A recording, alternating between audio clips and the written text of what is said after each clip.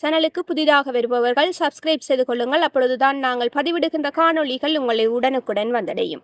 விமான விபத்துக்கள் தொடர்பாக தற்பொழுது செய்திகள் ஏராளமாக வந்து கொண்டிருக்கின்றன. அண்மையில் இந்தியாவில் ஏர் இந்திய விமானம் விபத்துக்குள்ளாகி 200க்கும் மேற்பட்ட பயணிகள் உயிரிழந்திருந்தனர். அதே போல பங்களாதேஷில் கல்லூரிக்கு மேல் ஒரு விமானம் வீழ்ந்து நொறுங்கியதில் பல்வேறு பயணிகள் மரணமடைந்திருந்தனர்.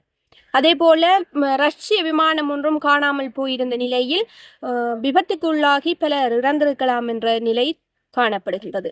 அதே போல மற்றும் ஒரு விமானம் இந்தியாவின் ஓடுபாதையை விட்டு ஏறிய விமானம் ஒன்று மீண்டும் விபத்துக்குள்ளான தகவலையும் நாம் நமது சேனலில் பயந்திருக்கிறோம். அதே போல ஒரு சம்பவம் மீண்டும் அமெரிக்காவில் இடம்பெற்றிருக்கின்றது. அமெரிக்காவின் டென்வரில் இருந்து மியாமிக்கு செல்லவிருந்த விமானத்தில் திடீரென தீப்பரவியினால் பதற்ற நிலை தோன்றியிருக்கின்றது.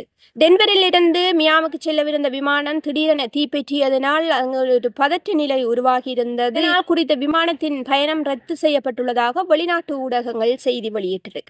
அமெரிக்காவின் ஏர்லைன்ஸுக்கு சொந்தமான போயிங் 737 மேக்ஸ் 8 என்ற விமானமே இவ்வாறு தீப்பிடித்திருக்கின்றது. குறித்த விமானத்தில் தரையிறங்கும் சக்கரங்கள் ஒன்றில் ஏற்பட்ட கோளாறு காரணமாக குறித்த தீ விபத்து ஏற்பட்டிருக்கலாம் என விமான அதிகாரிகள் தெரிவித்திருக்கின்றனர்.